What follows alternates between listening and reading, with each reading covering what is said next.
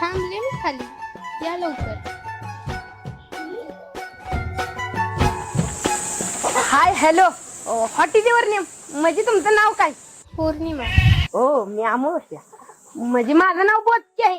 ते गावातल्या पोरांनी टोपण नाव पाडलं. गावात कशाला आला इकडं? मामाकडे आले सुट्टीला. आईला 2-3 महिने आहे तिथे लागतंय नियोजन.